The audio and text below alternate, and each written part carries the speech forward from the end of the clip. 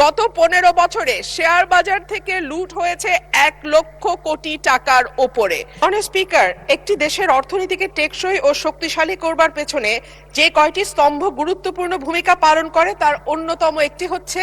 Share market বা পুঁজিবাজার। আজকের বিশ্বে যেসব দেশের অর্থনীতি সমৃদ্ধ ও প্রতিযোগিতামূলক তাদের শক্তির অন্যতম উৎস হচ্ছে শেয়ার বাজার, কিন্তু আনফরচুনেটলি বাংলাদেশের শেয়ার বাজার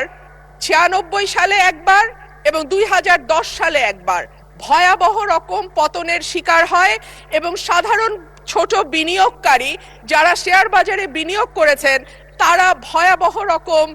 লসের শিকার হন এবং দেখা গেছে যে শ্বেতপত্রটি প্রকাশিত হয়েছে সেটি বলছে গত 15 বছরে শেয়ার বাজার থেকে লুট হয়েছে 1 লক্ষ কোটি টাকার ওপরে। মাননীয় স্পিকার, এই 1 লক্ষ কোটি টাকা সাধারণ মানুষের টাকা, যেই মানুষগুলো তাদের সমস্ত সঞ্চয় হয়তো শেয়ার বাজারে বিনিয়োগ করেন সেই মানুষগুলোর টাকা, এবং এগুলো লুটপাট করা হয়েছে একটি বিশেষ গোষ্ঠীর মাধ্যমে, একটি বিশেষ কিছু ব্যবসায়ী প্রতিষ্ঠানের মাধ্যমে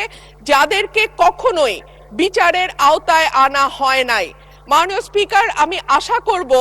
যে বাংলাদেশের অর্থনীতি যেটি এখন নানান কারণে সমস্যার মুখে আছে,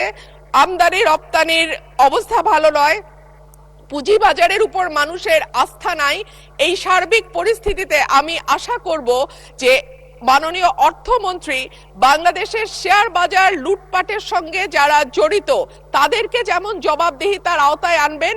একইভাবে Bangladesh security and exchange commission যেটা নিয়ন্ত্রক সংস্থা হিসেবে পরিচিত সেই সংস্থাটিতেও দক্ষ এবং যোগ্য মানুষদের সম্মিলন ঘটিয়ে বাংলাদেশের শেয়ার বাজারকে আবারও একটি আস্থার জায়গায় নিয়ে যাবেন। ধন্যবাদ মাননীয় স্পিকার।